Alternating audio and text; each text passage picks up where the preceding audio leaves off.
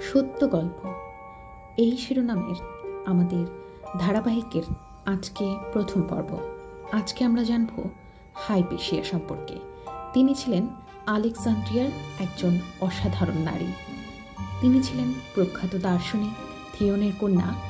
ছোটবেলা থেকে প্রখর বুদ্ধিমত্তা ও জ্ঞানের প্রতি গভীর ভালোবাসা ছিল তার।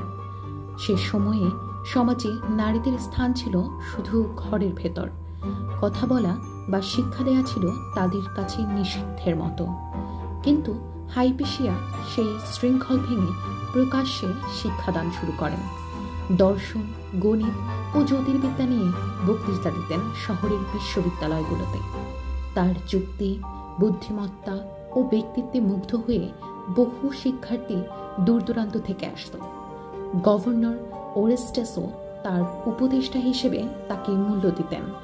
কিন্তু এক বুদ্ধিমতী, প্রভাবশালী অবিবাহিতা নারী, এই ধারণাই তখনকার সমাজের বহু পুরুষের কাছে ছিল অসহনীয়।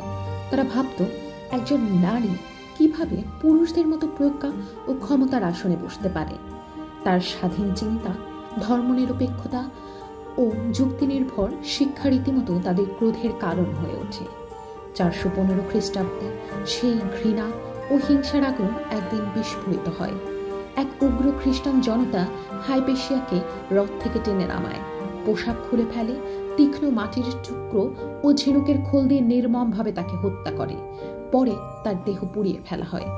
এইভাবে নৃশংসভাবে নিভে যায় এক জ্ঞানের প্রদীপ, যিনি কেবল নারী ছিলেন বলেই এত আক্রোশের শিকার হয়েছিলেন। বহু ইতিহাসে হাইপেশিয়া রয়ে গেছেন জ্ঞানের, সাহসের ও মুক্ত চিন্তার চিরন্তন প্রতীক হিসেবে। তার কণ্ঠ আজও আমাদের মনে প্রতিধ্বনিত হয়। নারীর জ্ঞান ও সত্যের আলো কখনো নিভে যায় না।